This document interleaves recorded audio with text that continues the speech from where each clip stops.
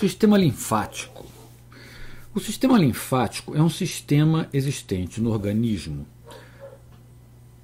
que tem por objetivo drenar o plasma, o líquido plasmático contido nos espaços intercelulares e levá-los de volta até o sistema venoso.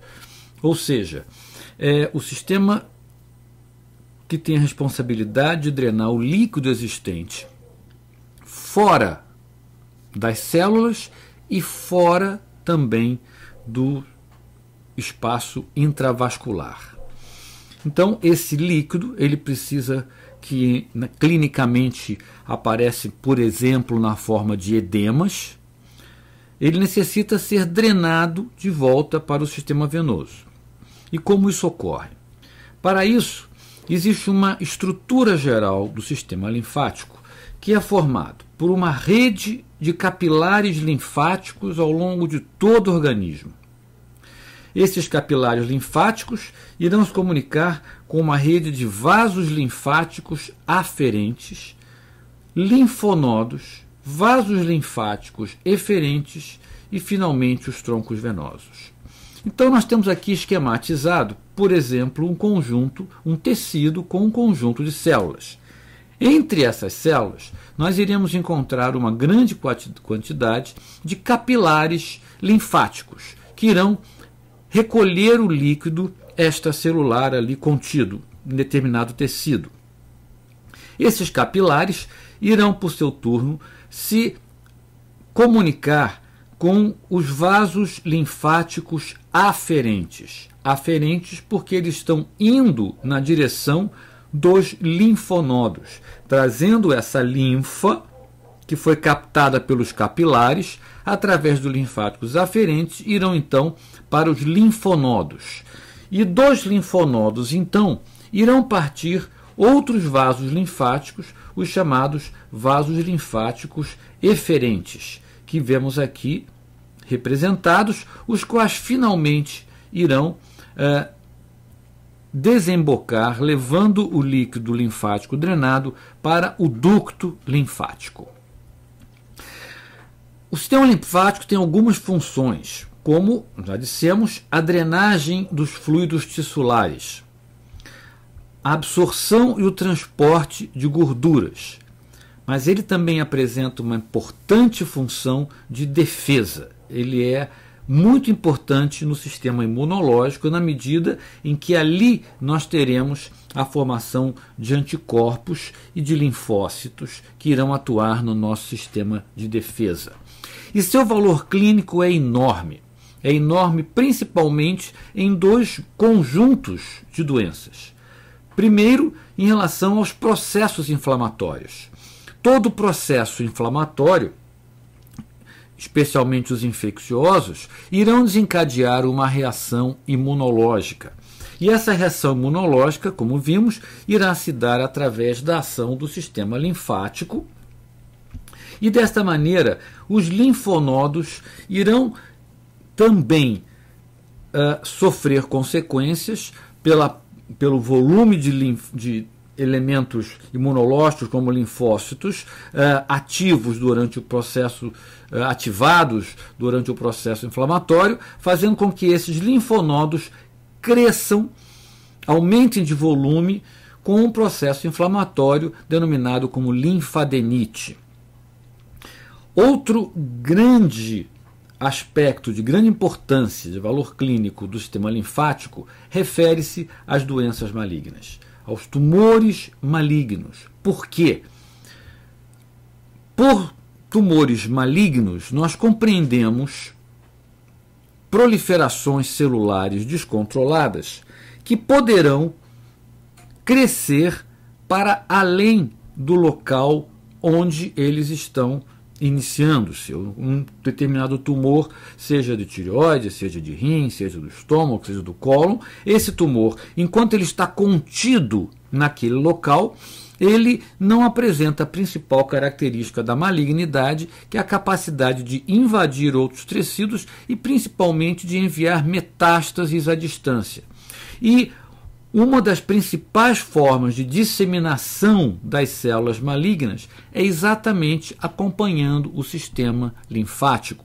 E dessa maneira, assim como linfonodos poderão aumentar de volume em consequência de um processo inflamatório regional próximo àquela rede de linfático, linfonodos situados próximos a tumores também irão aumentar de volume, dessa feita pela presença de células tumorais que para ali migram e passam então a se reproduzir, levando o próprio tecido neoplásico semelhante ao seu local primário. Finalmente, edemas linfáticos também podem ter uma importância clínica, sendo às vezes bastante sintomáticos. Estes grupos de linfonodos que existem são situados de uma forma estratégica para cobrir todas as regiões do corpo e são denominados de acordo com o seu local, como linfonodos submentonianos submandibulares, cervicais profundos e superficiais, axilares, inguinais, mediastínicos, abdominais e pélvicos, como veremos em seguida. Vemos aqui, então, a rede, em amarelo, a rede de linfonodos e dutos linfáticos, vasos linfáticos conectados na cabeça e no pescoço. São então os linfonodos submentonianos, de acordo com a região.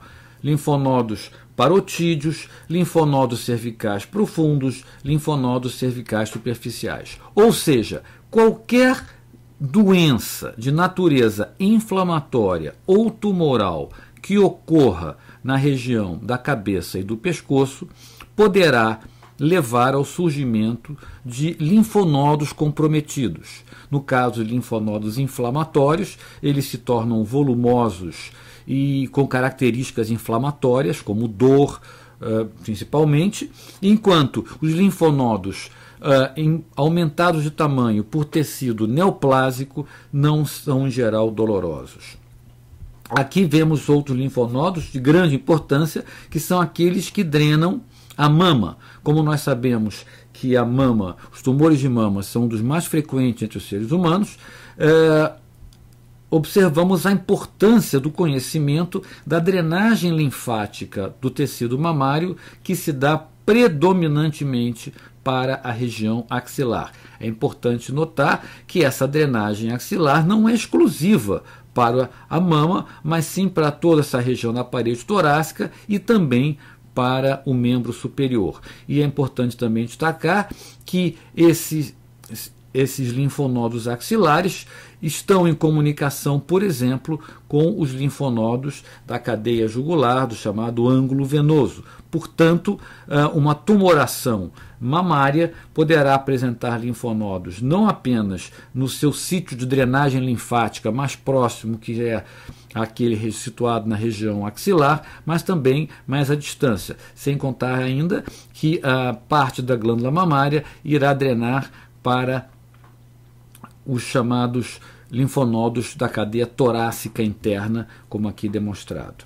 Em relação aos pulmões, nós vemos que os pulmões apresentam uma grande rede linfática próximo ao hilo pulmonar, em torno dos principais brônquios, nesta região denominada carina, caminhando no sentido ascendente em torno da traqueia e, novamente, podendo comprometer o ângulo venoso, que é a união da veia subclávia com a veia jugular a cada lado.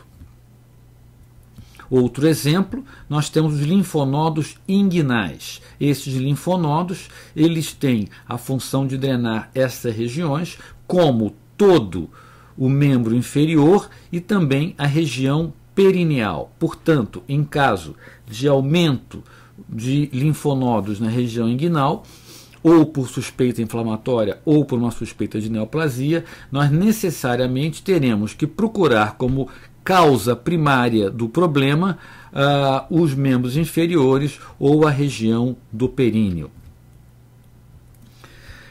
Também no interior da cavidade abdominal nós temos uma grande rede linfática. Vemos aqui, inclusive, que os linfonodos inguinais se comunicam também com os chamados linfonodos periaórticos. Então nós vemos aqui os linfáticos que vão circundando as ilíacas e depois a aorta. É importante notar que as redes linfáticas normalmente elas irão ser encontradas com maior facilidade circundando os principais troncos arteriais.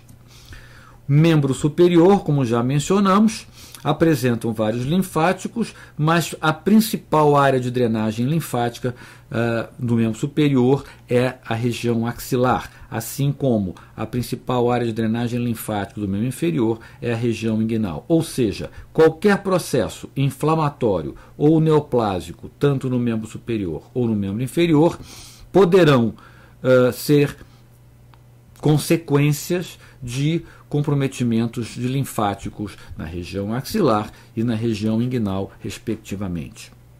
É importante notar que, não raramente, embora o comprometimento de linfonodos seja consequência de um problema primário, excetuando-se quando há um próprio tumor linfático, que é o linfoma, mas embora ele seja secundário, não raramente o quadro clínico se inicia pela descoberta de um linfonodo, ou seja, um paciente que se apresenta com um linfonodo cervical, por exemplo, pode não ter notado ainda qualquer sintoma decorrente de uma eventual inflamação ou um tumor na cavidade oral, por exemplo, e a partir do linfonodo, o médico terá então a possibilidade de fazer o diagnóstico da doença inicial.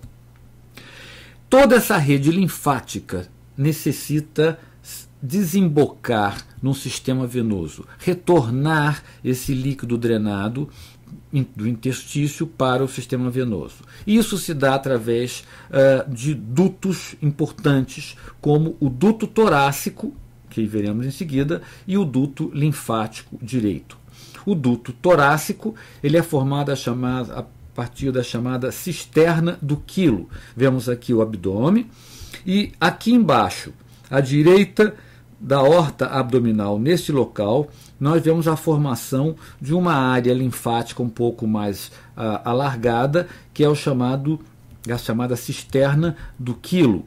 E a cisterna do quilo irá então se unir a um conjunto ascendente de dutos, chamado duto torácico, o qual irá então finalmente desembocar no ângulo venoso, relembrando que é a união da veia subclávia com a jugular, no ângulo venoso esquerdo. Aqui então nós temos a desembocadura do duto torácico. Por outro lado, temos ainda o duto linfático direito, que vai drenar principalmente o lado direito da cabeça do pescoço, o membro superior direito e a metade direita da cavidade torácica. Esse duto torácico direito, então, ele irá desembocar no ângulo venoso à direita, como vemos aqui. Ou seja, a principal drenagem linfática, o principal ponto de retorno de toda a linfa do corpo ocorre ao nível do ângulo venoso esquerdo.